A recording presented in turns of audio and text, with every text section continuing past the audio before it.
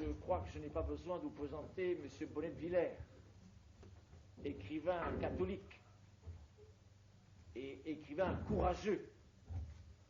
M. Bonnet de Villers faisait partie de tous ces courageux catholiques qui ont résisté, par exemple, à la cité catholique. Nous avons évoqué ces temps heureux qui, malheureusement, se sont brisés, on peut dire, en 63, avec Vatican II. Il est très au courant, je pense qu'une fois ou l'autre, il nous fera une allusion à ça, sinon à table, dans nos conversations. Voilà. À cause des pères de Chabeuil, voilà, qui ont pris, parce que tous allaient faire les retraites, enfin, c'est pas le sujet. Le sujet, c'est Notre-Dame de la Salette. Vous savez que c'est l'année dernière, 96, c'était le 50e anniversaire de la Salette et le 100e anniversaire, 150e anniversaire, et ça a été estompé, il faut bien le dire. Or, c'est une des plus grandes apparitions de la Sainte Vierge, donc il faut écouter avec attention M. Bonnet de Villers qui a étudié la question particulièrement. Mes pères, vous n'hésiterez pas à me dire si je ne parle pas suffisamment fort. Mes pères, mes mères, c'est ainsi que vous me permettrez de m'adresser à vous, parce que vous m'êtes tous, ou tout au moins la plupart, très supérieurs par l'état de votre vie consacrée à Dieu. Je suis un peu confus des qualités que me prête ce cher Père Marziac, et tout ce que je souhaite et ce que je prie depuis ce matin au pied de la Sainte Vierge, c'est de ne pas trop vous décevoir. Qui suis-je pour parler de la Salette, mon Dieu, un simple chrétien qui aime beaucoup la Sainte Vierge et qui a été passionné par cette apparition particulièrement. Un fervent de la Salette, oui, beaucoup plus qu'un spécialiste. Il y a sans doute peut-être parmi vous des gens qui connaissent beaucoup de choses que je vais dire, peut-être mieux que moi, c'est d'aventure pas impossible. Je leur en demande pardon par avance, j'essayerai au moins d'entraîner une réflexion commune sur ce thème extrêmement grave. Mais je voudrais commencer par un exergue de prudence. Si vous le voulez bien, je me permettrai de rappeler quelque chose que vous savez sans doute tous, mais que nos contemporains ont tendance à ne pas se rappeler suffisamment dans un temps de crise où la course aux apparitions est extrêmement fréquente et où les apparitions surabondent à un point tel qu'il est bien évident qu'il y en a les 3/4 ou les 9/10 qui sont de fausses apparitions, c'est-à-dire des illusions diaboliques qui ont pour but de perturber les âmes et la piété des fidèles et de les entraîner sur des fausses pistes et de brouiller les pistes. Je vais donc parler d'une apparition, je vais peut-être incidemment d'ailleurs en évoquer d'autres, mais par prudence, vous me permettrez de m'en tenir à celle que l'Église a explicitement approuvée. Je suis très souvent amené, parce que les choses le sont ainsi, à, je dirais, lutter contre les résultats de certaines fausses apparitions. Et je suis amené à défendre la Salette, par exemple. Et je peux vous dire que j'ai été insulté violemment comme non-catholique parce que je croyais à la Salette. Et textuellement, on m'a écrit, mais enfin, vous répandez un message qui n'est que le produit d'une folle, d'une illuminée, c'est scandaleux, vous n'êtes pas catholique. Or, je prétends qu'on ne peut pas me dire cela parce que si j'ai foi en la Salette, je fonde cette foi sur l'approbation ecclésiastique de la hiérarchie et d'au moins 3 papes, c'est évident. Et par contre, je ne crois pas que non plus on ait le droit de dire que quelqu'un qui ne croit pas à la Salette n'est pas catholique. Parce que la Salette, comme toutes les apparitions, c'est une révélation privée, et les révélations privées ne sont pas la révélation. Je me permets de relire avec vous un tout petit passage du traité de théologie ascétique et mystique de Tancret, qui est un classique et je pense une référence sérieuse.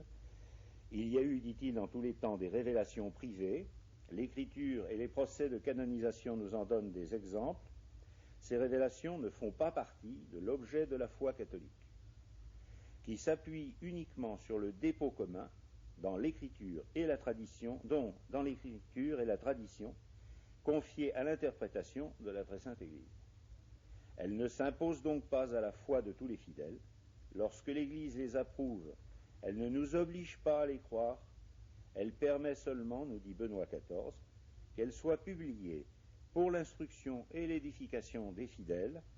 L'assentiment qu'on doit y donner n'est donc pas un acte de foi catholique, mais un acte de foi humaine, fondé sur ce que ces révélations sont probables et pieusement croyables. Je pense utile de rappeler cela quand on parle d'apparition.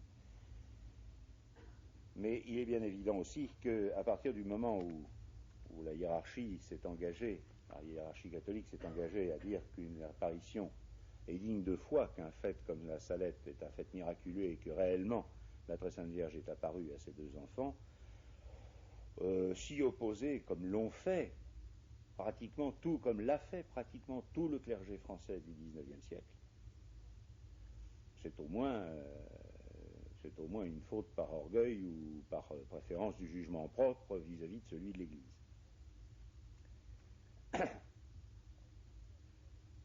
Alors pourquoi la Salette est-elle une apparition qui mérite une attention particulière? Il me semble que cette apparition se situe dans toute une série d'autres apparitions, mais que d'une certaine manière elle les résume, elle les contient toutes. La Salette n'est pas seulement une apparition assortie de nombreux miracles comme Lourdes et de quelques messages très simples, priez, faites pénitence, convertissez-vous, etc. La Salette comporte un message très vaste, nous allons le voir, qui inclut tous les autres. Je me permets de rappeler quelques dates. Ah oui, pardon, excuse, je vais déplacer. Oui. Les apparitions de la Très Sainte Vierge, il est bon de rappeler 1830, la rue du Bac, juste au moment de la révolution de 1830. 1846, c'est pour situer, si vous voulez, dans l'ensemble des apparitions, la Salette. 1846, apparition de la Salette, le 19 septembre, on va y revenir. 1848, 2 ans après, la révolution anticléricale la plus féroce que la France ait connue. 1858, nous allons le rappeler tout à l'heure, c'était la date à laquelle la Très Sainte Vierge avait autorisé Mélanie à publier son secret, 1858. À ce moment-là, Mélanie était emprisonnée dans un Carmel en Angleterre, par la grâce de son évêque, qui était bonapartiste, et qui, pour être bien en cour, ne voulait pas que l'on publie le message de la Salette. Il l'avait donc fait exiler et enfermer dans un Carmel en Angleterre. Eh bien, la Sainte Vierge est revenue, 1858, elle est revenue à Lourdes. Et elle a repris les mêmes thèmes, convertissez-vous, priez, faites pénitence, ce qu'on retrouve dans toutes les apparitions authentiques, bien entendu. Et 1858, elle est revenue aussi, en quelque sorte, pour remercier l'Église d'avoir proclamé le dogme de l'Immaculée Conception, qui est aussi de la même année. 1871, les Prussiens sont en France et Notre-Dame revient à Pontmain. Et elle redit aux enfants, priez, mon fils se laisse toucher. Ça, c'est les paroles de Pontmain. Et les Prussiens s'arrêtent juste à la porte de Pontmain. Et puis 1917, bien sûr, Fatima, qui est un prolongement extraordinaire de la Salette, et qui, comme la Salette, a un message occulté, encore plus occulté d'ailleurs, puisque en fait personne ne le connaît, en dehors de quelques prélats romains et de quelques papes. Tandis que le message de la Salette, on a tout fait pour l'occulter, mais il est quand même passé. Donc cette situation, si vous voulez, tout à fait privilégiée de la Salette attire vraiment l'attention dessus. C'est une apparition extrêmement importante.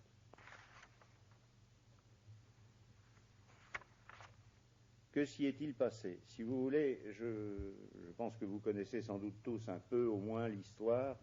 Je vais m'appuyer principalement sur le texte écrit longtemps après par Mélanie La Salette, dans lequel elle raconte l'apparition. Et vous allez voir avec moi que cette apparition comporte, en somme, 4 messages, 4 parties bien distinctes. Elle va comporter ce qu'on appellera couramment le discours public, qui lui passera, sera accueilli favorablement partout et sera communiqué, sera connu de tous. Et puis, un premier secret, qui l'est toujours, qui est celui de Maximin. Un autre secret, celui de Mélanie, qui est connu. Et la règle d'un ordre religieux, l'ordre des apôtres des derniers temps.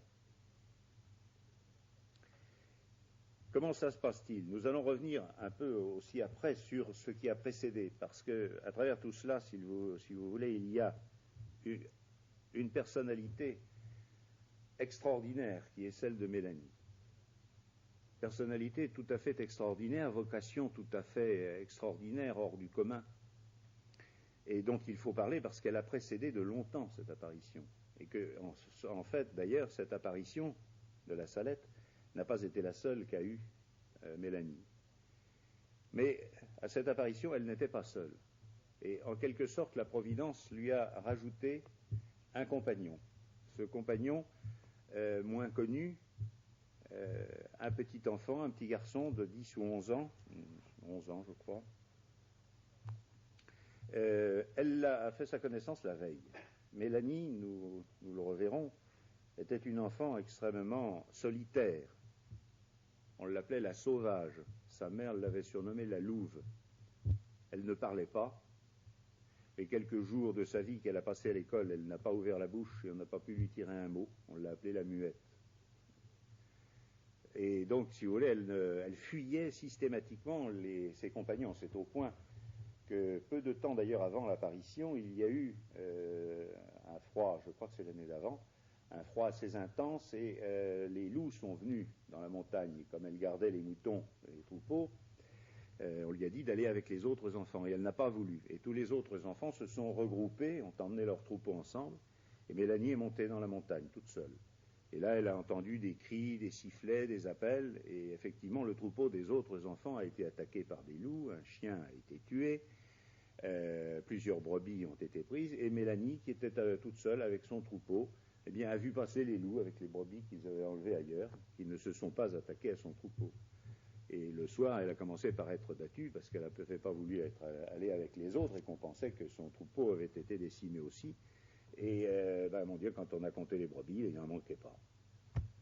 Rien ne s'était passé. Ceci pour dire qu'elle fuyait toute compagnie. Et particulièrement, ce jour-là, il y a un petit garçon qui vient. Mélanie, je suis de Corps. Alors, Corps, c'est la commune natale de Mélanie et de Maximin. Ils ne se connaissaient pas. Mais, viens, je vais venir avec toi, on va garder nos troupeaux ensemble. Alors, autant Mélanie était une sauvageonne, d'une certaine manière, autant le petit Maximin était un petit garçon absolument charmant, pétulant, espiègle, faisant des farces dans ses interrogatoires. Il y a des histoires célèbres de farces où il s'est littéralement amusé aux dépens des gens qui l'agaçaient. C'était un très bon petit enfant, mais pas d'une grande vie intérieure comme l'était Mélanie apparemment, et donc qui était là, qui semble, je le dis tout de suite, avoir été prédisposé par la Providence pour venir là, pour être une sorte de faire-valoir et de contre-témoignage, si vous voulez. Testis nullus. Le témoignage d'un seul est toujours discutable. Là, il y avait 2 témoins. Et on va voir à quel point ils se sont recoupés pendant toute leur vie, dans le moindre détail et la moindre syllabe.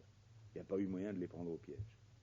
Donc là apparaît Maximin la veille, le 18 septembre, et Mélanie l'envoie promener. Elle dit non, je ne veux pas te voir, non, je vais aller toute seule, etc. Et alors le petit garçon la suit, et alors comme elle a l'habitude de prier en parlant aux fleurs, enfin, etc., il se moque d'elle, il est espiègle, il l'agace, etc. Bon, puis finalement, elle l'accepte un peu comme compagnon, et elle dit, viens, on va jouer, on va construire un paradis. Alors le paradis, c'est attaché évidemment de très près à l'histoire de la Salette, tout le monde en a entendu parler. Mélanie avait l'habitude de construire ce qu'elle appelait des paradis, c'est-à-dire des espèces de petites chapelles qu'elle construisait avec des pierres sommairement, et puis elle posait une pierre plate dessus, et elle décorait avec des fleurs qu'elle cueillait dans la montagne. Et elle dit naïvement dans le récit de sa vie que son petit frère, dont nous reparlerons tout à l'heure, qui était l'enfant Jésus et qui venait l'accompagner et l'instruire, cueillait toujours des fleurs plus belles qu'elle, et qu'elle trouvait ça très vexant, quoi. Enfin, pas vexant, mais il cueillit toujours des fleurs plus belles que les miennes. Et donc elle emmène Maximin et ils font un paradis. Et puis ils ramènent leur troupeau le soir, le lendemain ils reviennent. Et ils reconstruisent un paradis à un autre endroit de la montagne. Et puis ils vont faire la sieste parce que c'est l'heure, après avoir mangé leur morceau de pain, leur repas plus que frugal de petits bergers montagnards. Et alors là, je laisse la parole, si vous voulez, à Mélanie. Je pense que c'est le mieux. Ce n'est pas très long, ça fait une page, mais je crois qu'il faut le lire tout en donnant peut-être quelques explications au fur et à mesure. M'étant éveillé, ne voyant plus nos vaches, j'appelai Maximin et je gravis le petit monticule. De là, ayant vu que nos vaches étaient couchées tranquillement, je redescendais et Maximin montait. Quand tout à coup, je vis une belle lumière, plus brillante que le soleil. À peine ai-je pu dire ces paroles, Maximin, vois-tu là-bas, à mon Dieu? En même temps, je laisse tomber le bâton que j'avais en main. Je ne sais ce qui se passait en moi de délicieux dans ce moment, mais je me sentais attiré, je me sentais un grand respect plein d'amour, et mon cœur aurait voulu courir plus vite que moi. Et alors elle va vers l'apparition. Et alors, petit détail pittoresque, le petit Maximin, lui, ne lâche pas son bâton. Il y va avec son bâton, et il dit, si la dame est méchante, je tape dessus. C'est ce qu'il raconte. C'est ce qu'il a raconté après dans ses premières impressions, parce qu'il ne savait pas ce que c'était cette dame, qui était assise sur le paradis, et la tête dans les mains. C'est l'autre façon dont on représente la Vierge de la Salette, c'est la Vierge qui pleure. Et les enfants ont vu les larmes couler à travers les mains. La Vierge est assise sur le paradis, la tête dans les mains.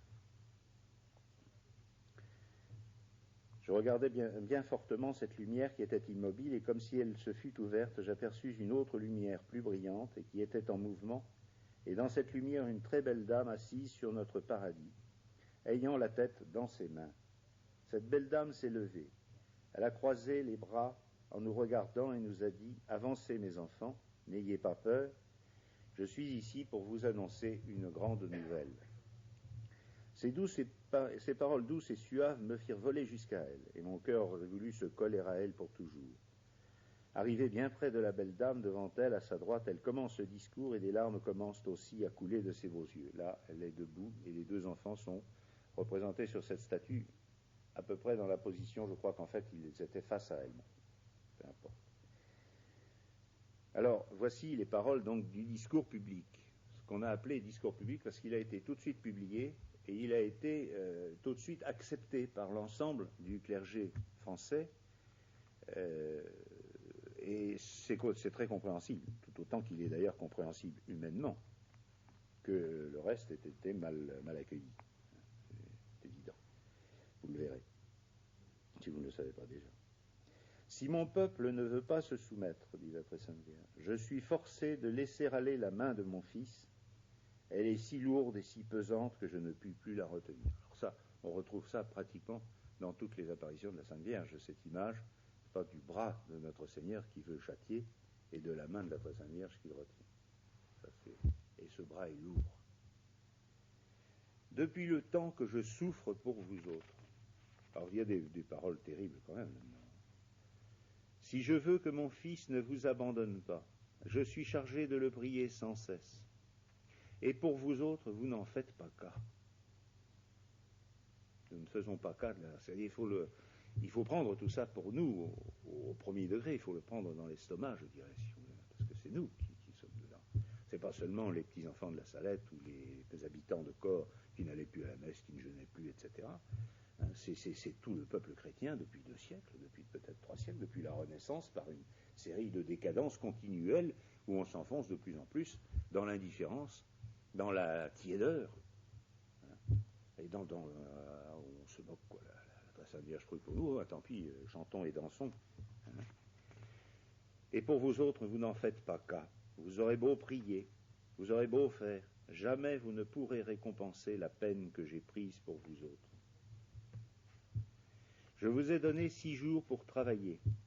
Je me suis réservé le 7e, et on ne veut pas me l'accorder.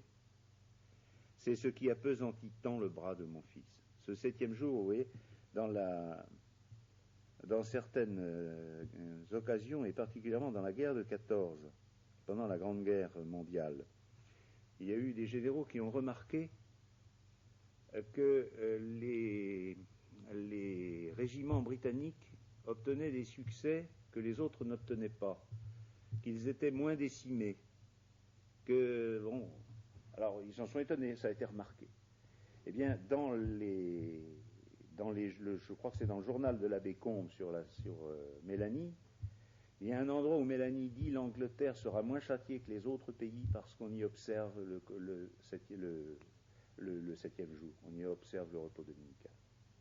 Et il est absolument exact qu'encore actuellement, l'Angleterre est un des pays où l'on observe le repos dominical. Et à l'époque, au XIXe siècle, c'était très strict. Tous les magasins sont fermés, tout est bouclé en Angleterre. Vous ne pouvez pas aller dans un supermarché en Angleterre. Enfin, c'est peut-être aussi en train de se dégrader, notez bien, je n'y suis pas allé depuis longtemps. Mais enfin, il y avait encore, il n'y a pas longtemps, ce respect scrupuleux. Et c'est des protestants pourtant. Enfin, il y a des catholiques, bien sûr, mais c'est des protestants, c'est des anglicans. Mais ils respectaient au moins le dimanche. Et pour ça, ils ont eu des grâces. Que dirait-on de la France actuellement? Ceux qui conduisent les charrettes ne savent pas parler sans y mettre le nom de mon fils au milieu. Ce sont les 2 choses qui appesantissent tant le bras de mon fils. Alors là, c'est vraiment tout le peuple chrétien qui en prend plein la figure. Hein. Et c'est l'époque où le curé d'Ars disait le charretier qui charrie son fumier, le dimanche, charrie son âme sur son fumier. C'est pas exactement ça la phrase, mais enfin, c'est ce que ça voulait dire. Si la récolte se gâte, alors là, elle commence certaines prédictions de châtiments qui se sont réalisés, qui étaient des châtiments de la période concernée. Si la récolte se gâte, ce n'est qu'à cause de vous autres. Je vous l'ai fait voir l'année passée par les pommes de terre, vous n'en avez pas fait cas. C'est au contraire, quand vous en trouviez de gâtées, vous juriez et vous mettiez le nom de mon fils. Elles vont continuer à se gâter. À la Noël, il n'y en aura plus. Et alors ici, c'est clair, une chose tout à fait particulière, c'est qu'à ce moment-là, l'un des enfants, je crois que c'est Maximin, dit « Mais madame, les pommes de terre, qu'est-ce que c'est ?» Et il le dit dans sa langue, alors que jusque-là, la Très Sainte Vierge apparaît en français. C'est-à-dire dans une langue qu'aucun des 2 enfants ne comprend. Tous les 2 parlent le patois de Corps. Le patois de Corps, c'est un provençal, c'est un dérivé du provençal. On ne sait pas bien pourquoi, mais enfin, c'est remonté jusqu'au... naturellement, enfin, tout le monde sait, j'espère, je ne l'ai pas dit au début, que nous nous situons au-dessus de Grenoble. Et effectivement, à cet endroit-là, on parle un patois qui est une sorte de provençal. Et donc les enfants n'ont en fait rien compris. Et c'est cette remarque sur les pommes de terre qui fait remarquer qu'effectivement, la Très Sainte Vierge parle dans une autre langue. Et cependant, ils ont retenu mot pour mot, syllabe pour syllabe, tout ce message. Et ils l'ont dit, ils l'ont répété, on a essayé de les faire recouper, on les a, enfin, pendant des années, si vous voulez, puisqu'il y a eu quand même 5 ans d'enquête canonique. Plus, alors, naturellement, le médecin, le docteur, le maire, enfin, tous les notables qui ont voulu les faire se contredire, qui les ont interrogés séparément, qui ont pris des copies, qui ont comparé les copies, et ainsi de suite. Alors qu'ils ne parlaient pas le français. Et donc, pomme de terre, ça se dit pas pomme de terre dans le patois de Corps, donc pomme de terre, elle a cru qu'il s'agissait des pommes, parce que le mot pomme est commun. Si vous voulez. Alors, vous ne comprenez pas, mes enfants, dit la Sainte Vierge. Je vais vous le dire autrement. Et alors, à ce moment-là, elle se met à leur redire la même chose, et à continuer son message, mais en patois. Et là, je vous lis donc naturellement la traduction en français de la partie en patois. Si la récolte se gâte, ce n'est rien que pour vous autres. Je vous l'ai fait voir l'an passé par les pommes de terre, et vous n'en avez pas fait cas. C'était au contraire quand vous trouviez, etc. Si vous avez du blé, il ne faut pas le semer. Tout ce que vous sèmerez, les bêtes le mangeront, et ce qui viendra tombera tout en poussière quand vous le battrez. Il viendra une grande famine. Avant que la famine vienne, les petits-enfants au-dessous de 7 ans prendront un tremblement et mourront entre les mains des personnes qui les tiendront. Les autres feront pénitence par la faim, les noix deviendront mauvaises, les raisins pourriront. Alors tout ceci, évidemment, s'est tout à fait déroulé dans les 10 années qui ont suivi. 1846-1856, ces 10 années ont été parsemées de famines terribles. On dit même qu'en Irlande, il est mort un tiers de la population, je crois, par la mortalité infantile et par la famine. Dans toute l'Europe, il y a eu des famines, la cherté des denrées faisait que les gens mouraient de faim dans les rues, parce qu'on ne pouvait plus acheter de blé, de pain, il n'y avait plus rien. Les enfants, la maladie des enfants, il y a eu effectivement une mortalité infantile telle que 9 décès sur 10 étaient des enfants de moins de 2 ans, pendant plusieurs années, en France et dans toute l'Europe. Donc, si vous voulez, je cite ces faits. Ce n'est pas le propos le plus important, ni la chose la plus importante de la chose. Ce qui est important, c'est le fond de tout cela. Convertissez-vous, respectez le dimanche, ne travaillez pas le dimanche, priez, faites pénitence, etc. C'est tout le contenu fondamental de ce message qui est là. Ici, la belle dame s'arrête. Et Mélanie raconte qu'elle n'entend plus rien, mais qu'elle voit les lèvres de la Très Sainte Vierge qui continuent à parler. Ça, c'est le moment où elle donne à Maximin, donc indépendamment complètement l'un de l'autre, elle donne à Maximin un secret. Et puis ensuite, elle s'adresse de nouveau à Mélanie et lui donne son secret, sur lequel nous reviendrons, si vous le voulez bien, cet après-midi, un peu plus en détail. Il est assez long, donc nous en parlerons. C'est très important, parce que je crois que c'est vraiment ce message qui est l'essentiel de la Salette. Non pas que ce que je viens de dire ne soit pas l'essentiel, pardonnez-moi, c'est aussi essentiel. Mais l'autre partie a été beaucoup plus occultée et elle comporte des leçons beaucoup plus vastes et des applications beaucoup plus vastes, et pas seulement au XIXe siècle. Ce qu'on vient de voir, les prédictions de malheur qui sont là, sont relativement limitées. Elles sont même tellement limitées qu'il faut dire, j'allais l'oublier, que les quelques communes autour de la Salette et à Corps, le pays natal de Mélanie, les gens ont prié et ont fait pénitence. Eh bien, ils n'ont pas eu ces calamités. Ils ont eu des pommes de terre, ils ont eu des fruits, ils ont eu du raisin, et ils n'ont pas eu d'enfants qui sont morts. Et on a même remarqué qu'à ce moment-là, il y avait des pèlerinages importants qui commençaient à s'organiser à la Salette, et que les gens montaient en foule, des dizaines de milliers de gens qui traversaient les villages avec des enfants malades, et que par conséquent, c'était une espèce de choléra. Ça a été étudié par les médecins, enfin, je n'ai pas les détails, je ne suis pas du tout médecin, enfin, c'est un espèce de choléra. Donc les petits pays autour de la Salette étaient particulièrement exposés à la contagion, puisque des milliers de pèlerins et d'enfants malades passaient à travers. Il n'y a pas un enfant qui est mort dans ces pays-là, parce qu'ils se sont convertis. Ils ont fait pénitence. Donc, aucune prédiction, spécialement prédiction de malheur, n'est autrement que conditionnelle.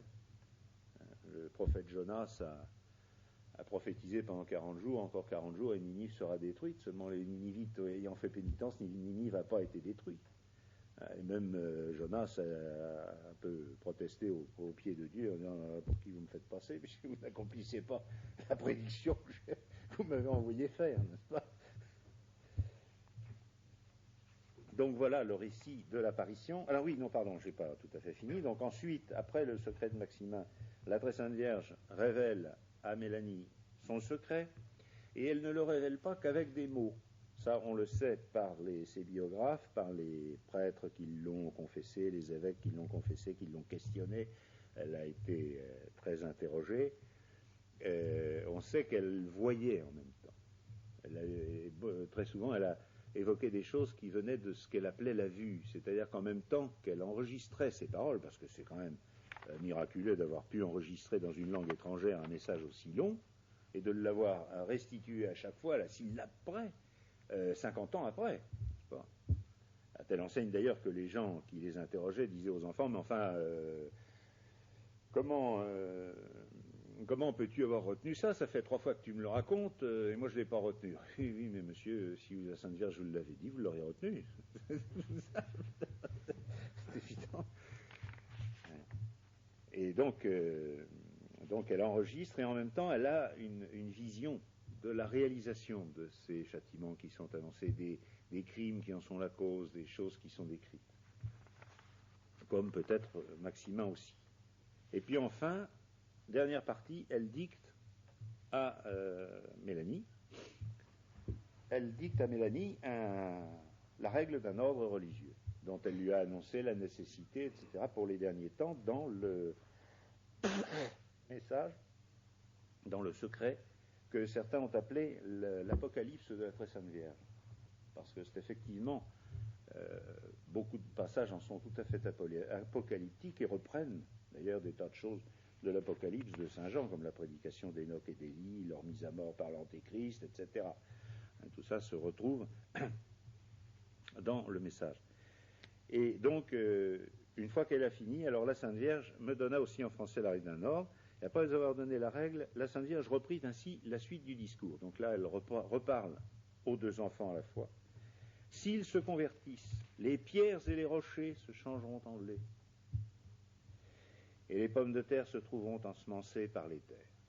Il n'y aura même pas besoin de semer. On ne se convertit pas. Faites-vous bien votre prière, mes enfants.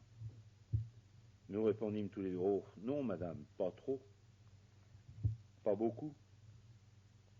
Ça, c'est une réponse un peu surprenante. Je pense qu'elle a dû jaillir tout spontanément du petit Maximin, parce que quand on sait quelle était la vie de Mélanie, qui à ce moment-là avait reçu les stigmates depuis plusieurs années, et qui voyait le petit Jésus tout le temps, qui avait eu plusieurs fois la Très Sainte Vierge, qui était du matin au soir en contemplation. Donc, je pense que c'est probablement plutôt le petit Maximin qui a spontanément répondu ça, puis elle par humilité sans doute aussi. Ah, mes enfants, il faut bien la faire soir et matin. Quand vous ne pourrez pas mieux faire, dites un Pater et un Ave Maria. Et quand vous aurez le temps et que vous pourrez mieux faire, vous en direz davantage. Il ne va que quelques femmes un peu âgées à la messe. Alors ça, évidemment, le clergé de l'époque ne pouvait qu'approuver. Les autres travaillent tout l'été le dimanche. Et l'hiver, quand ils ne savent que faire, ils ne vont à la messe que pour se moquer de la religion. Le carême, ils vont à la boucherie, comme les chiens, comme nous aujourd'hui. Le carême est supprimé, plus personne ne fait attention au vendredi. Très rares sont les prêtres qui prêchent là-dessus. Je m'excuse, je pense que c'est votre cas, tous ceux qui sont ici, mais enfin, moi, simple laïc, je suis obligé de dire qu'effectivement, le peuple chrétien, si vous voulez, quand les prêtres deviennent médiocres, le peuple chrétien devient païen. C'est tout. C'est une évidence. Si les prêtres n'entraînent pas, si le clergé n'entraîne pas la piété, ça vole pas haut. Et ça, Mélanie l'a dit dans de nombreuses communications qu'elle a faites. Évidemment, c'est les prêtres, à son époque, par exemple, elle cite le fait, n'est-ce pas, les prêtres allaient voir les ministres pour avoir des avantages. Les ministres, c'était tous des francs-maçons. Elle dit, mais si les prêtres vont voir les ministres et leur manifestent de la considération, comment voulez-vous que le peuple chrétien respecte les excommunications qui les frappent? C'est tout logique. Les francs-maçons sont excommuniés, on sait que ces gens-là sont francs-maçons, ils s'en vantent. Et combien d'évêques, de prêtres sont allés traiter avec eux jusqu'en 1905, où le ministre Combe recevait la visite de l'abbé de Settefond, qui lui demandait de pas fermer son abbaye. Il se mettait à genoux pour lui demander. Il allait lui cracher la figure. Il n'y avait rien d'autre à faire. Enfin, écoutez, le résultat, c'est que l'abbaye de Settefond était fermée comme les autres, d'ailleurs. Mais en plus, qu'est-ce que vous voulez, tout le monde a perdu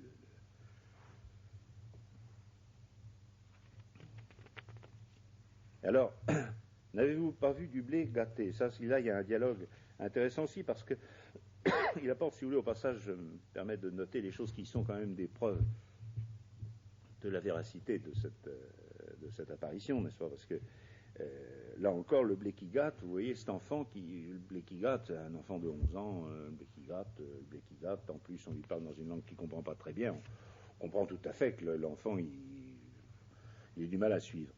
Et oh non, madame, répondons-nous. La Sainte Vierge s'adressant à Maximin, mais toi, mon enfant, tu dois bien en avoir vu une fois vers le coin avec ton père. Le coin, c'était le nom d'un lieu-dit où son père avait du blé. L'homme de la pièce dit à ton père, venez voir comme mon blé se gâte. vous y allâtes. Ton père prit 2 ou 3 épis dans sa main, il les frotta et ils tombèrent en poussière. Puis, en vous en retournant, quand vous n'étiez plus qu'à une demi-heure de corps, ton père te donna un morceau de pain en te disant « Tiens, mon enfant, mange cette année, car je ne sais pas qui mangera l'année prochaine, si le blé se gâte comme cela. » Maxima répondit « C'est bien vrai, madame, je ne me le rappelais pas. » Le petit enfant étourdi, hein, c'est tout à fait normal, mais elle lui parle, oui, très simplement, elle lui fait comprendre. La Très Sainte Vierge a terminé son discours en français. Donc là, jusqu'ici, elle avait parlé en patois pendant un certain temps. « Eh bien, mes enfants, vous le ferez passer à tout mon peuple. » Et alors, à ce moment-là, la Très Sainte Vierge s'éloigne. Bon, j'abrège le récit parce que sinon, je vais déborder. Et vous savez, le père Marziac m'a donné un temps très court. Il m'a donné 2 fois 1 heure, 2 fois une petite heure. Alors, il faut que j'arrive à me limiter parce que sinon, il va être obligé de me jeter des pierres pour m'arrêter. Eh bien, mes enfants, vous le ferez passer à tout mon peuple. Cette phrase, je me permets d'insister sur elle parce que la Sainte Vierge elle-même a insisté dessus. Elle est, à ce moment-là, elle s'en va, les enfants la suivent parce qu'ils sont fascinés, évidemment. Et elle se retourne et elle leur redit, mes enfants, eh bien, vous le ferez passer à mon peuple. Ça, elle l'a répété 2 fois. Et c'est à partir de ce jour-là, toute la vocation de ces 2 enfants, ça va être de faire passer le message à tout son peuple.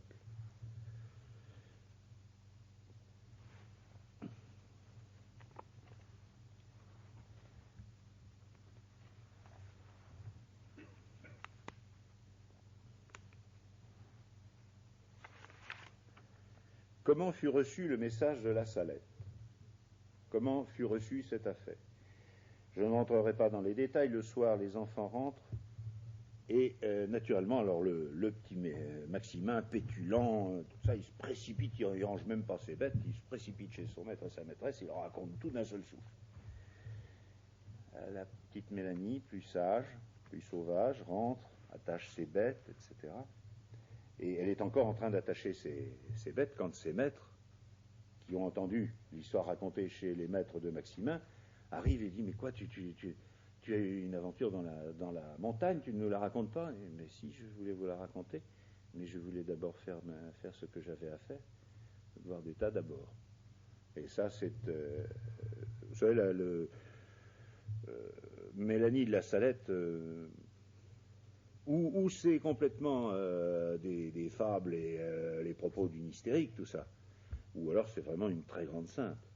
Il y a quelque chose d'absolument inouï chez cette femme. Dans l'innocence, dans la fidélité à travers toutes les épreuves de cette sœur. Enfin, elle a tout vu, hein, elle a tout fait.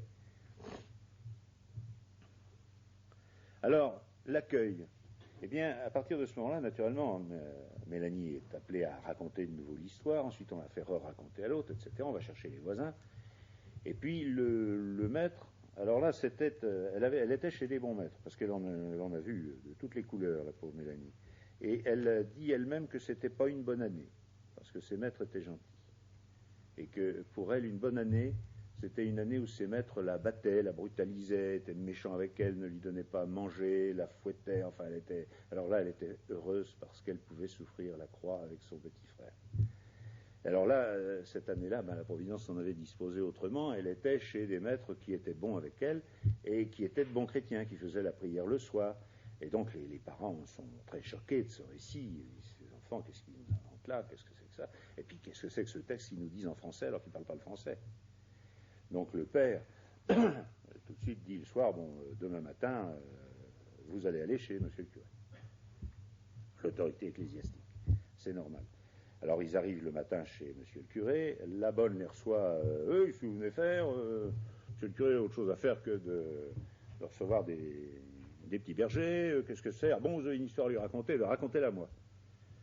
Alors il raconte à la bonne du curé l'histoire, et quand l'histoire se finit, le curé fait irruption à la pièce, il avait tout entendu à côté, en pleurant, et il dit ça, s'ils viennent de voir la Sainte Vierge, c'est absolument évident, ça l'a frappé tout de suite, alors lui, il y a immédiatement cru, et tout de suite, alors le maire est venu, après, alors c'est l'histoire classique de toutes les apparitions, où les enfants ensuite sont persécutés, soumis à des interrogatoires de plus en plus serrés, de plus en plus contradictoires. On les sépare pour vérifier qu'ils disent bien la même chose, etc. On les traite de menteurs, on leur donne de l'argent pour qu'ils renoncent à dire ce qu'ils ont à dire. Ils ne veulent pas de l'argent, d'ailleurs ils ne savent pas trop quoi en faire, c'est assez ridicule. Mais enfin, à un moment quand même, effectivement, Maximin, je crois, dit, bah oui, il y avait une grosse somme d'argent, là ça aurait bien rendu service à mes parents, mais enfin je ne pouvais quand même pas dire le contraire de ce que la Sainte Vierge m'avait dit. Bon, c'est clair, là, ils seront, Maximin en particulier sera d'une fidélité, on lui fera tout pour lui faire dire son secret, qu'il ne dira jamais. Seul le pape le connaît. On verra comment. Et on peut avoir une indication que je vous donnerai. Mais enfin, il est resté jusqu'à sa fin, jusqu'à sa mort, fidèle. Quand il a été, à un moment, il a été 1 an ou 2 zouave pontifical, parce qu'il a été recueilli par le pape, qui l'a mis dans les zouaves. Et alors, il y a eu une véritable conjuration de tous les zouaves pontificaux qui faisaient les zouaves autour de lui, c'est le cas de le dire, pour essayer de lui faire dire son secret, de le recouper, de le coincer, si vous voulez. Enfin, et si bien qu'il a fichu le camp. Il a donné sa démission, il est parti, parce que c'était pas supportable. Mais il est resté complètement fidèle. Alors, c'est d'autant plus surprenant, vu son tempérament, parce qu'il est vraiment décrit comme un enfant qui avait tendance à ne pas tenir en place, qui était très gai, qui aimait bien rire, etc. Et alors, donc là, il y a à ce moment-là, alors oh là là, l'heure tourne, c'est effrayant, je vous donne en gros, si vous voulez, la position de la hiérarchie. À ce moment-là, l'abbé Perrin, donc, qui est le curé de la Salette, il croit tout de suite, et alerte naturellement son évêque. Son évêque, c'est Monseigneur Philibert de Bruyard. Philibert, son prénom. Monseigneur Philibert de Bruyard est une des grandes figures de l'épiscopat du XIXe siècle. Il y en a quand même eu quelques-unes, grâce à Dieu. Il y a eu, dans cet épiscopat et ce clergé concordataire, il y a vraiment eu tout. Monseigneur de Bruyard a été ordonné la bonne année, lui, en septembre 1789. Ça tombait plutôt mal. Si bien qu'il a été embarqué tout jeune prêtre dans la tourmente révolutionnaire, et il a été l'un de ces prêtres extrêmement courageux qui non seulement ont refusé le serment, la constitution civile du clergé, mais qui se sont cachés, qui ont continué leur service et qui ont constitué une sorte d'aumônerie clandestine à destination des condamnés de la charrette de la guillotine. Ces prêtres arrivaient à s'infiltrer dans les prisons, à confesser les condamnés à mort, et quand ils ne pouvaient pas, ils suivaient la charrette dans la foule, et par des signes, ils arrivaient à confesser les gens et à leur donner l'absolution. Et Monseigneur de Bruyard, donc l'abbé de Bruyard, à l'époque était dedans, et l'histoire raconte que c'est lui qui a donné l'extrême-onction à Marie-Antoinette, dans ces conditions-là. Il a également été présent avec l'abbé c'est un nom anglais que j'arrive pas à me retenir, à la mort de Louis XVI, il était également au pied de l'échafaud. Donc si vous voulez, c'était un homme qui avait connu la Révolution de près. Et il a été, je le cite aussi, c'est intéressant, il a été curé de Saint-Nicolas du Chardonnay de 1810 à 1821. Ouais. À partir de 1821, il a été curé de Saint-Étienne-du-Mont. Et donc là, il était évêque de Grenoble.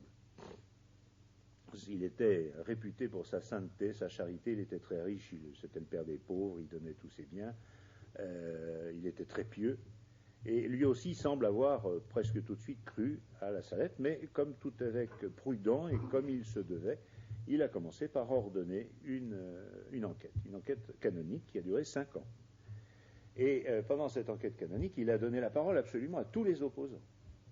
Il a écouté tout le monde. Ça a été extrêmement bien fait.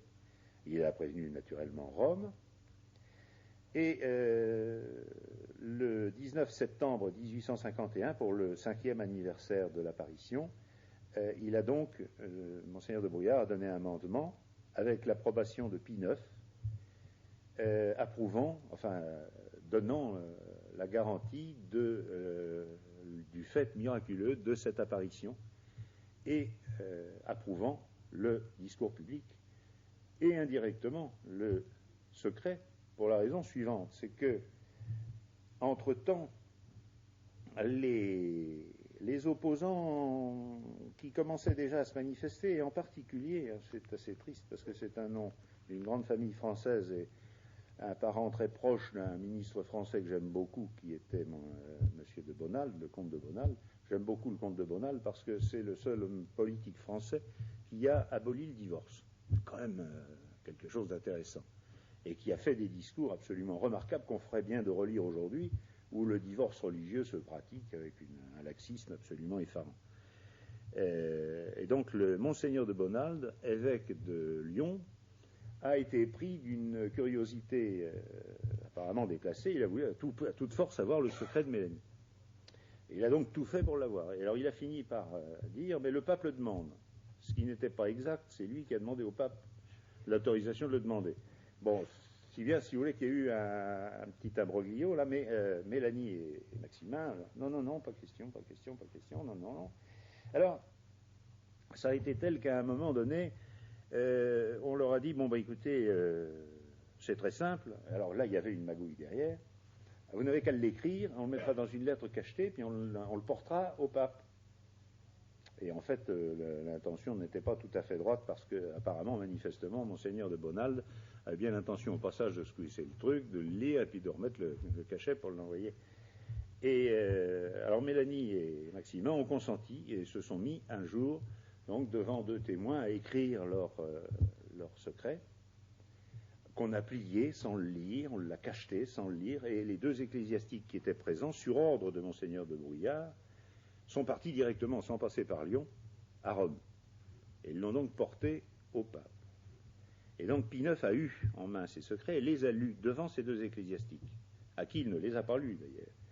Mais il leur a lus et les 2 ecclésiastiques ont rapporté les réactions du pape, réactions qui ont été assez différentes parce que le secret de Maximin qu'il a lu d'abord, il a eu un bon sourire et il a dit « Ah oui, c'est bien la naïveté d'un petit enfant ».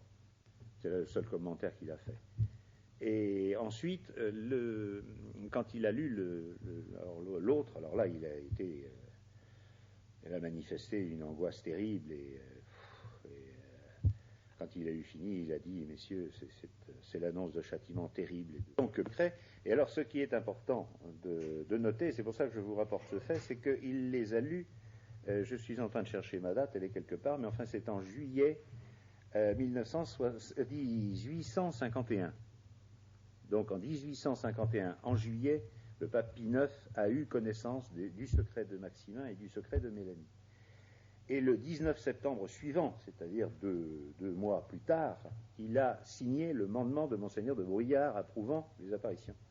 Donc il est bien évident que ça peut être considéré comme une approbation aussi des secrets. D'autant plus qu'ensuite, Pie IX a approuvé l'édition du secret de Mélanie, ainsi que du récit de l'apparition. Il n'a pas donné son imprimature, mais enfin son autorisation pontificale, donc il connaissait parfaitement, et il avait en plus pu vérifier que ce qu'il avait lu en juillet 1851, en 1870, quand on l'a republié, c'était bien le même texte. Donc Pie IX connaissait tout ça, et on peut dire vraiment qu'il a approuvé non pas seulement le fait de l'apparition et le discours public, mais l'ensemble, ce qui va quand même très loin. Il a en plus reçu plusieurs fois Mélanie. Léon XIII également a reçu Mélanie, également a autorisé la publication du message à plusieurs reprises. Il a approuvé la règle de l'ordre de la Mère de Dieu. Il a reçu Monseigneur Fava. Alors ça, je vous évoque des faits ultérieurs, mais pour montrer combien ça confirme quand même, combien la hiérarchie s'est engagée tout de même. Monseigneur Fava, alors après Monseigneur de Brouillard, il y a eu 2 évêques dont on va reparler, et le deuxième, Monseigneur Fava, en 1878, s'est mis en tête de donner une règle aux missionnaires de la Salette, qu'on avait instituée entre-temps. Et Mélanie a dit, mais la règle de la Salette, c'est la Sainte Vierge qui l'a donnée. Alors elle est allée voir Léon XIII, et il y a eu un congresso, comme ils disent en Italie, et un bon groupe réducteur, comme dirait Adrien Louvier, excusez-moi. Enfin bref, il y a eu un truc ecclésiastique absolument effarant dans lequel on a tout fait pour imposer la règle de Monseigneur Fava. Mélanie a défendu la sienne, Léon XIII a dit non, moi je ne peux pas approuver celle de Monseigneur Fava, il faut prendre celle-là. Et Monseigneur Fava s'est redressé et a dit très sympa, si c'est assis, Je refuse la règle prétendument de la Sainte Vierge tant que l'Église ne m'aura pas prouvé que c'est bien la Sainte Vierge qui l'a donnée. Là-dessus, il est parti, et les missionnaires de la Salette n'ont toujours pas de règle. Un siècle et demi après. Un siècle après. C'est assez... Alors le Monseigneur Fava, bon, ça a été un des opposants farouches. Il a excommunié Mélanie, etc. Alors donc, vous voyez, là, on peut dire qu'il y a eu enquête canonique, approbation canonique, par l'ordinaire du lieu, par le curé, par tout le clergé, de la façon la plus régulière, que cette autorisation est montée très haut, qu'elle est montée au souverain pontife, que 3 souverains pontifes, 4 même devrais-je dire, car j'oubliais de signaler que Saint Pie X est arrivé sur le trône pontifical au moment de la mort de Mélanie. Elle est morte en 1904, donc je crois un an après l'avènement de Saint Pie X. Et Saint Pie X a également approuvé la publication du secret. Il y a eu d'autres éditions ultérieures. Et il a demandé à l'évêque italien qui avait accueilli Mélanie d'introduire la cause de Mélanie en cours de Rome, la cause de béatification, qui naturellement n'a pas encore abouti. Je ne sais pas quand elle aboutira. Mais enfin, c'est Saint Pie X qui a demandé. Ça, on le sait, il y a des comptes rendus sur ça. Donc, moi je crois qu'on a là quand même des garanties extrêmement sérieuses de véracité et de crédibilité. Alors par contre, ensuite, alors ça, telle est la position de la hiérarchie, je dirais qu'ensuite, le reste du message, alors là, l'accueil a été épouvantable.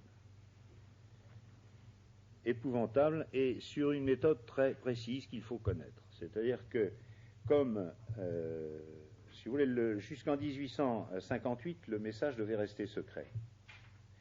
1858, auparavant, Monseigneur de Brouillard a été obligé de démissionner parce qu'il était trop vieux, puis il est mort, et donc Mélanie a perdu son appui, car Monseigneur de Brouillard la soutenait beaucoup. Et il l'avait en particulier fait rentrer dans un ordre religieux à Corinque, à côté de Grenoble. Et il est mort juste au moment où Mélanie devait faire ses vœux. Et à ce moment-là, il y a eu un autre évêque qui s'appelait, attendez, comment s'appelait-il lui ? Monseigneur... excusez-moi, son nom va me revenir. Bref, cet évêque-là était un acharné partisan de Napoléon. Et on est dans les passages de la Deuxième République, le Deuxième Empire, n'est-ce pas? Et le clergé concordataire, ne l'oublions pas. Ça n'a quand même pas été brillant, vous savez. Bon, c'est toujours délicat pour un laïc de critiquer le clergé ancien, présent ou futur. Enfin, futur, ça serait quand même gonflé, mais ancien, vous savez, à l'époque, je cite simplement un cas, moi, qui m'a, dans les études que j'ai faites, sur le clergé concordataire et sur l'Église concordataire, hein, c'est le cas du cardinal Fesch. Oui, il a été cardinal, je crois, à la fin de sa vie. Monsieur Fesch s'est fait prêtre avant la Révolution, n'est-ce pas, en Corse. Il avait un neveu qui s'appelait Napoleone Buonaparte, des choses qui arrivent à tout le monde. Enfin, et donc il a été prêtre. Et puis est arrivé le serment, la constitution civile du clergé, il a tout de suite prêté serment. Et puis, mon Dieu, comme ça l'embêtait un peu, il a tout de suite défroqué. Et puis, comme il avait un neveu qui avait des postes succulents à offrir, il est monté à Paris, où il a vécu avec plusieurs bonnes femmes, en allant tous les soirs au théâtre, et où il a fait une colossale fortune en vendant les uniformes de l'armée de Bonaparte. Et ça, là, il y avait un travail juteux à faire quand même. Hein. Bon, et bien, en 1802, on est allé chercher M. Fesch, et puis on l'a sacré évêque. Et pas n'importe quel évêque de Lyon, tant qu'à faire. Primat des Gaules. Alors j'ai lu cette histoire, n'est-ce pas, Monsieur Emery, directeur de Saint-Sulpice, a été obligé de lui réapprendre à dire sa messe parce qu'il ne savait plus depuis longtemps, n'est-ce pas. Bon, qu'est-ce que vous voulez que ça fasse quand on voit les paroles terribles que nous lirons cet après-midi de la Sainte Vierge sur le clergé de l'époque, si vous voulez, et Primat des Gaules par-dessus le marché. Alors il était mort à cette époque-là. Enfin, c'est un exemple parmi tant d'autres. Le clergé concordataire, au moment du concordat, a remis sur les trônes épiscopaux. D'abord, on a fait démissionner tous les bons évêques, les confesseurs de la foi, ceux qui étaient en exil, etc. On les a forcés à démissionner. C'est avec l'autorisation de Rome. cette autorisation extorquée, tant que vous voudrez. Ça, bon. Mais enfin, on a redécoupé tous les diocèses, et puis on a collé comme évêques tous les prêtres constitutionnels et tous les évêques constitutionnels contre lesquels les chouans de toutes les provinces de France s'étaient battus et s'étaient fait tuer par obéissance à Rome. Rendez-vous compte du scandale pour le peuple chrétien, c'était effarant. L'histoire de la petite église est venue de là, n'est-ce pas, et tant d'autres choses. Et ça a fait certainement beaucoup de mal à la piété des fidèles. Qu'est-ce que vous voulez de voir ça? Enfin quoi, on s'est battu. Pensez que le dernier survivant de la famille de Jean Chouan, ils étaient 8 enfants, il y en a eu 3 guillotinés, tous les autres sont morts au combat, sauf un. Le survivant, ses parents avaient été guillotinés. Il a fallu qu'il supporte comme curé le curé constitutionnel qu'ils avaient rejeté, et comme évêque l'évêque constitutionnel qu'ils avaient rejeté, et pour lesquels toute sa famille s'était fait tuer. C'est difficile, hein, quand même. Alors, tout ce clergé... ah non, c'est pas chaud. C'est dans cette région-là, oui, c'est en Vendée, la petite église. Ce sont les fidèles de certains évêques qui ont été obligés de démissionner, qui n'ont pas voulu démissionner, et qui ont voulu rester fidèles à leur évêque. Et qui le sont toujours. Ils n'ont plus de prêtres. Je m'excuse, c'est un peu à côté de la question, mais c'est quand même une expérience intéressante, parce que vous avez plusieurs paroisses de Vendée qui sont toujours fidèles, qui se réunissent tous les dimanches, qui baptisent leurs enfants, qui se marient suivant les rites de la Sainte Église, et qui n'ont pas la messe, ils mettent les ornements et ils font les prières de la messe. Et ils sont toujours fidèles à leur évêque.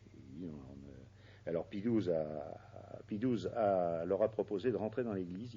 Ça a été presque au point de finir, puisqu'il leur a dit: je ne vous demande aucune abjuration, vous êtes catholique, vous rentrez simplement dans vos paroisses, c'est tout ce que je vous demande. Et à ce moment-là est arrivé le concile.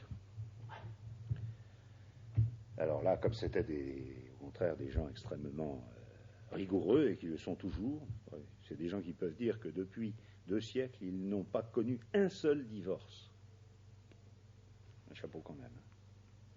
Ils sont quand même 10 ou 20 000. Enfin, je m'excuse, j'ai parlé de ça pour évoquer, si vous voulez, parce que je crois que c'est indispensable pour comprendre une partie du message sur ce qui est les larmes de la Très Sainte Vierge sur le clergé. C'est que nous avons tendance, nous en particulier, qui sommes un peu de la tradition, si vous voulez, pour nous le 19e siècle, c'est quoi? C'est donc dérangé. C'est le cardinal Pie, c'est le cardinal Deschamps, c'est que sais-je, enfin c'est Louis Veuillot chez les laïcs, etc. Mais il faut bien se rendre compte que ces gens-là, c'était une toute petite minorité. Monseigneur de Brouillard était une exception. C'est peut-être pour ça qu'il y a eu l'apparition sur son diocèse, parce que peut-être qu'aucun autre diocèse n'aurait accepté l'apparition. Je ne sais pas, mais vous savez, c'était vraiment... on avait aussi des Dupanloup pendant ce temps-là, hein, et tant d'autres, parce que là aussi, c'est important de dire, il me reste encore 1 ou 2 minutes, que donc la méthode de l'opposition, si vous voulez, quand le clergé a vu, n'est-ce pas, on s'est rendu compte, alors d'abord, les bonapartistes se sont dit: oh là là, on va être mal en cours si c'est publié. Donc il ne faut pas que ça soit publié.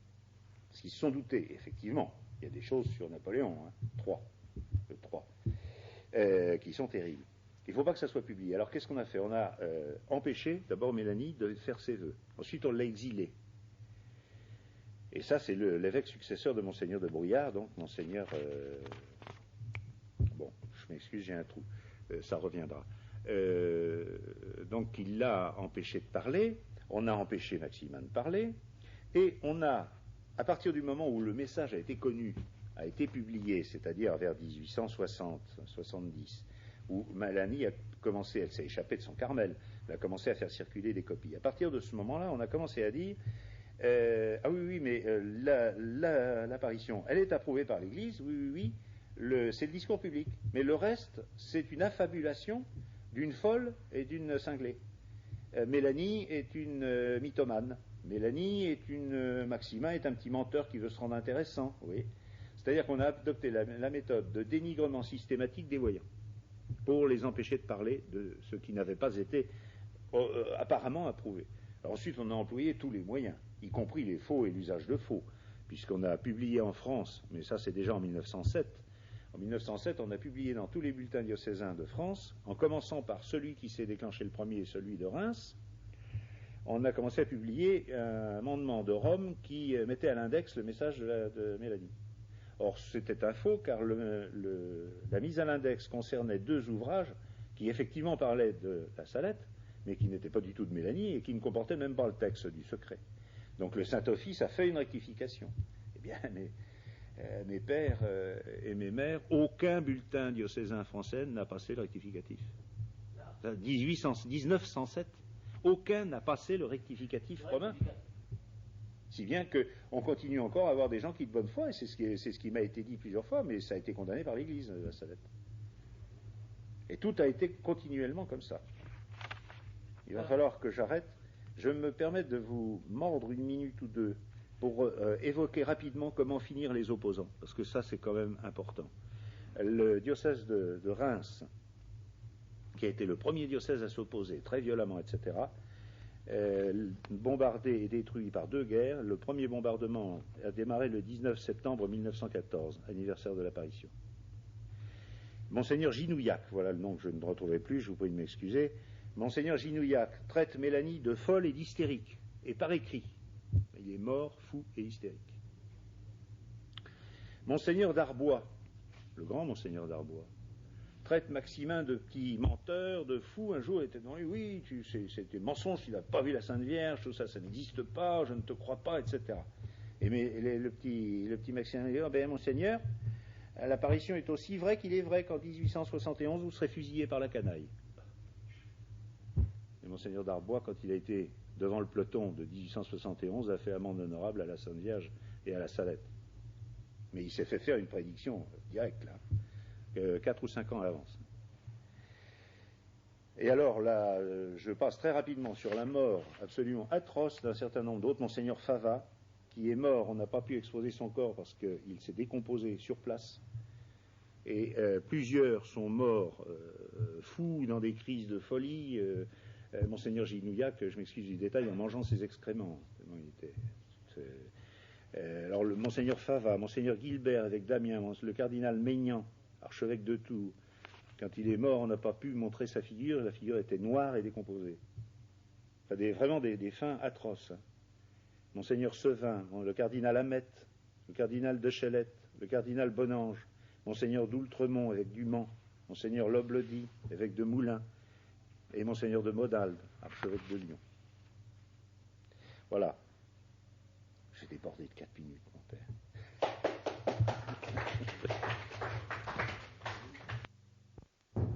Comme d'habitude, au début de la conférence de 3 heures, on donne les nouvelles. Je n'en donne que 2. Je n'en donne que 2. Non, ça dure 3 minutes. 5 minutes au plus. Je n'en donne que 2. C'est que ces récollections mensuelles sacerdotales que nous avons reprises, il faut le remercier, c'est grâce surtout à M. l'abbé Deljougla, le curé traditionnaliste du diocèse, et qui encourage les autres à ne pas trop paniquer. Bon, alors nous les recommençons mensuellement, et la prochaine, je pense que vous avez tous reçu le programme de l'année. La prochaine, jeudi 2 janvier, lundi 3 février, elle part du soir et elle va midi. 3 midi au 4 midi. Et est organisée par la fraternité. Se tiendra ici. Je pense que nous aurons l'abbé Laurençon, là, cette fois-ci. Oui. Alors, on se partage les invitations. Nous, en principe, on invite les vieux curés, au moins vieux, au moins vieux, et puis les prêtres de la fraternité, ce sera le curé doyen, Bordeaux, puisqu'il nous a fait l'honneur de venir aujourd'hui. C'est comme un... Ah oui. Ensuite, les autres dates, sans communiquer. En tout cas, ce qui est intéressant, c'est de persévérer à inviter les confrères. Voilà. Dans le diocèse et au-delà, l'Aveyron, le Lot, on est en train de faire, grâce aux laïcs, justement, là, d'en trouver le plus possible, parce que ça leur fait beaucoup de bien, et ils n'osent pas. Il faut les aider, les amener en voiture, etc. Voilà, c'était très important, ça, pour que nous puissions vraiment nous entraider les uns les autres spirituellement, surtout à une époque où beaucoup de prêtres sont dans... Il y en a un qui m'a dit comme ça, un curé du Lot que j'ai vu, il m'a dit, mon père, découragé, il m'a dit, mon père, et puis il ne croit même plus aux anges. Les autres prêtres, il ne croit même plus aux anges, mon père. Il a un frère prêtre, il est très... Hein, il est tiraillé, le pauvre, on le voit très bien. Il est peut-être là aujourd'hui. Bon. Alors donc, c'est la première nouvelle, elle a duré 1 minute. Deuxième nouvelle, à partir de lundi 6 janvier, fête de l'Épiphanie, fête missionnaire par excellence, notre institut, qui s'appelait jusqu'à maintenant l'Institut Sacre d'Ars, prend une autre étiquette, les coopérateurs du Christ roi. Voilà.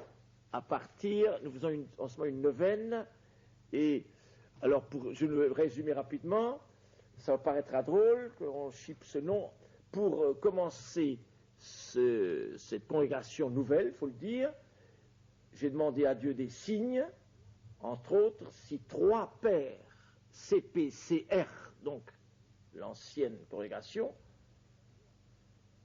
si 3 me donnaient le feu vert, ce serait le si, parce que normalement c'est la concurrence déloyale, j'allais dire, pour le concile. Alors j'ai 23. Eh bien, ce n'est pas 3, c'est 5 qui m'encouragent. Je peux les citer: Père Cugio Gallard, secrétaire du Père Vallet, le Père Navarro. Je me souviens quand il me l'a signé, parce que j'ai causé longuement avec lui à Pozuelo, il m'a dit, mais comment ça, vous n'allez pas aller à Rome avec ça? J'ai dit, mon père, non, je n'irai pas à Rome, mais vous êtes d'accord que... Oui. Alors voilà, de là, il y a le Père Sospedra, le Père Vincent, et le Père, le supérieur de Pozuelo à ce moment, le Père Emenda, un Argentin, un jeune Argentin, enfin jeune, il a 40-50 ans, il a vu mais il est quand même élevé.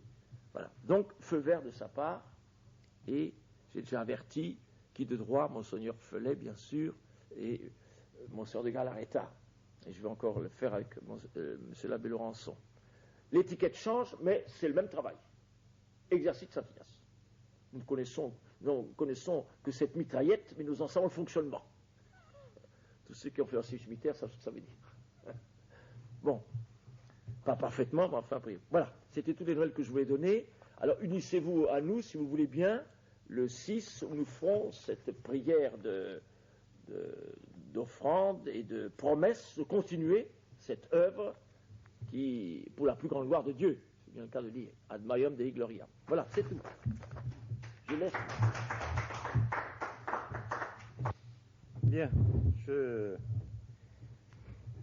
je commence en disant merci au Père Marziac pour m'avoir donné cette occasion de parler de ma chère Notre-Dame de la Salette, et en vous demandant pardon d'avoir à me subir, et en vous demandant d'avoir la gentillesse de présenter la pénitence de m'écouter pour le salut de mon âme. C'est la meilleure chose que vous puissiez faire pour moi. J'ai oublié ce matin, voyez-vous, un détail qui n'est pas sans intérêt dans le récit de l'apparition, et auquel j'ai repensé pendant le chemin de croix, parce que le chemin de croix que nous venons de faire m'a rappelé que la Très Sainte Vierge, au cours de l'apparition, a fait un parcours que les enfants ont remarqué, qui a été noté, qui est très visible d'ailleurs sur place, et ce parcours, c'est exactement celui du calvaire, c'est celui du chemin de croix. Pendant l'apparition, la Sainte Vierge s'est déplacée à plusieurs reprises, les enfants l'ont suivie, et elle a fait un parcours qui est la répétition, si vous voulez, du parcours du calvaire. Et autre chose significative aussi, cette apparition a eu lieu, je vous l'ai dit, après la sieste des enfants, donc dans la deuxième partie de l'après-midi, et le 19 septembre, c'est la veille du 20, c'est-à-dire que c'est exactement l'heure des premières vêpres de la fête de Notre-Dame des Sept Douleurs. Et c'est effectivement la Très Sainte Vierge qui pleure. C'est la Vierge en douleur, c'est Notre-Dame des Douleurs.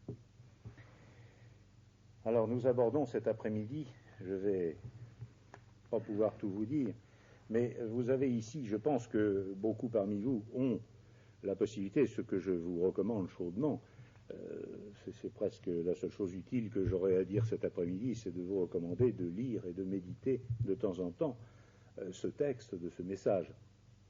c'est l'essentiel. Vous l'avez, je l'ai vu en vente là-bas, vous avez une petite brochure que je ne connaissais pas, que la mère a mis en vente dans l'entrée, qui donne le récit de l'apparition et un certain nombre de faits.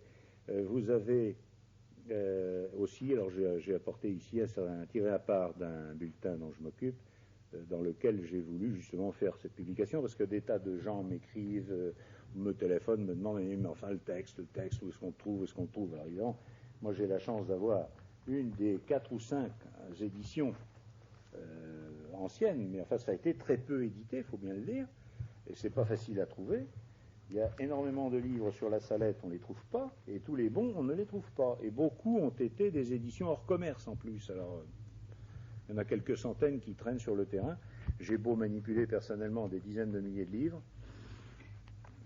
J'avoue par exemple que l'édition de l'abbé Combe ou l'édition de l'abbé Gouin, La vie de Mélanie, je ne l'ai jamais vue.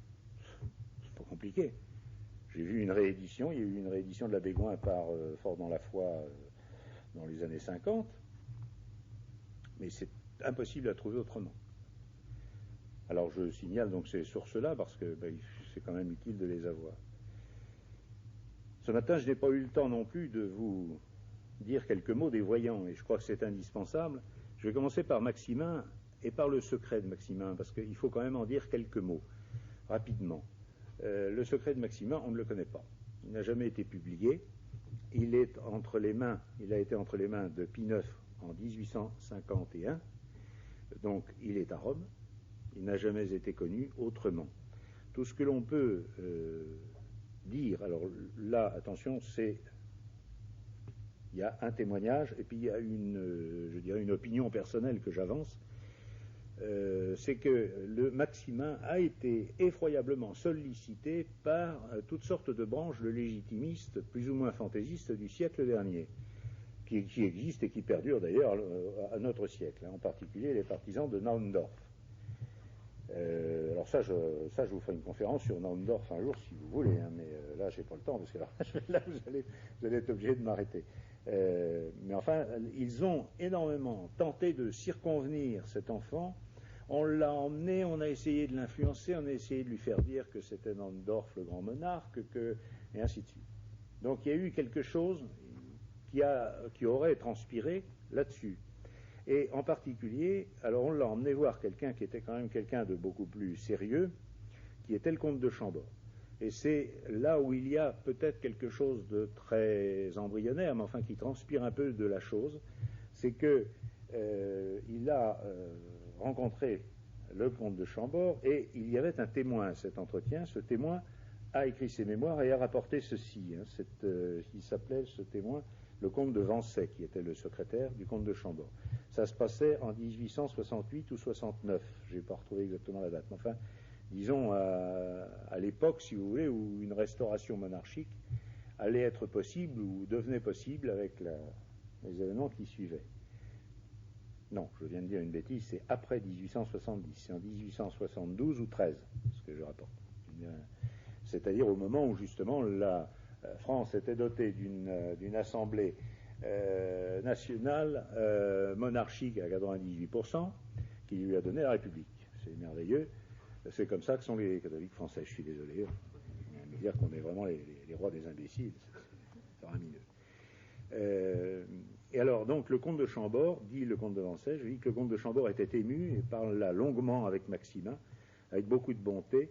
Et quand Maximin quitta la pièce, tout ému, le prince se tourna vers moi et me dit: maintenant, j'ai la certitude que mon cousin Louis XVII existe. Je ne monterai donc pas sur le trône de France, mais Dieu veut que nous gardions le secret. C'est lui seul qui se réserve de rétablir la royauté. Alors, ça n'est qu'un témoignage, ça n'est pas une certitude absolue. Qu'est-ce qu'il y a dans ce secret? Ça ne le dit pas. Ce que ça dit, c'est que, effectivement, le comte de Chambord, il a compris quelque chose. Il a compris ce jour-là que ce n'était pas lui qui serait roi de France. Alors, donc, moi, je vous dis ma petite opinion, c'est que probablement ce secret est réservé, il est en réserve, et il éclairera sans doute la route des vrais catholiques et des vrais monarchistes français, parmi lesquels j'espère être, le jour où ça sera nécessaire. Parce que c'est ça les prophéties. S'il n'est pas publié, c'est qu'on n'en a pas besoin. C'est clair. Moi, chercher non plus trop de choses et trop loin. Quant à la petite Mélanie, ou à la grande Mélanie, tout dépend de l'âge de son époque, si vous voulez, je vous lis le témoignage d'un évêque sur elle, parce que c'est quand même un personnage tout à fait exceptionnel, cette Mélanie.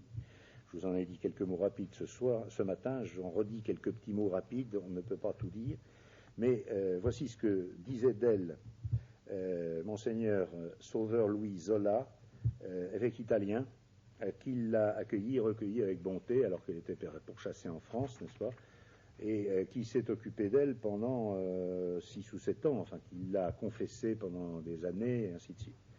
Et voici maintenant, en ce qui concerne la personne de Mélanie, cette pieuse fille, cette âme vertueuse et privilégiée, que l'esprit des méchants a cherché à avilir, c'est Monseigneur Zola qui parle, en la faisant l'objectif de ses détestables et grossières calomnies et de son orgueilleux dédain.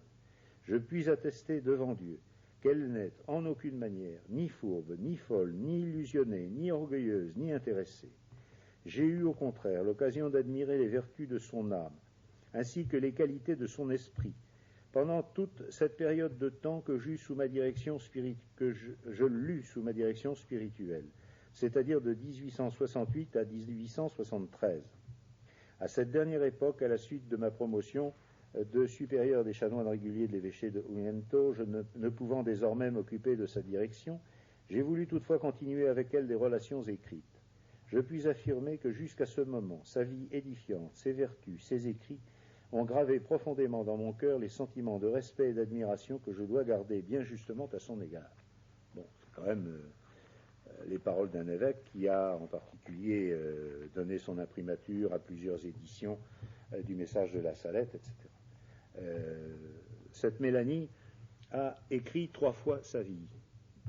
2 fois en français, 1 fois en italien. Je dis en passant un petit fait parmi beaucoup d'autres, c'est que Mélanie a parlé quand même 4 langues, mais elle ne les a jamais apprises. Elle n'est jamais allée en classe, elle n'a jamais appris son catéchisme dans une école, n'a jamais été à l'école. C'était une illettrée intégrale. Tout ce qu'elle a su lui a été enseigné directement par un enfant mystérieux qui l'accompagnait et qu'elle décrit dans ses mémoires et qu'elle appelait son petit frère et dont elle a su très longtemps après qu'elle était adulte qu'en fait c'était l'enfant Jésus. Et notre Seigneur lui apparaissait. Alors, comment a-t-elle appris le français? De la Sainte Vierge. Là, le lendemain, elle parlait le français. Puis elle était capable de retenir des messages comme ça en français, de les écrire pendant 50 ans, toujours de la même manière. Pas un bégaiement, pas une erreur, pas une syllabe qui manque. Un beau jour, elle est partie, on l'a pourchassée, on l'a empêchée de faire sa profession, puis alors un beau jour, il y a un évêque anglais que Monseigneur Ginouillac, là, ou je ne sais plus comment, a fait venir, elle dit, bon, emmenez-la, l'évêque est arrivé le matin, le soir, elle était partie pour l'Angleterre, elle s'est retrouvée dans un Carmel, où on l'a forcée à faire une profession, contrainte et forcée au point qu'elle a été séquestrée, qu'elle a réussi à se sauver en jetant par sa fenêtre des petits papiers pour signaler aux passants qu'elle était séquestrée. C'est quand même des histoires absolument invraisemblables.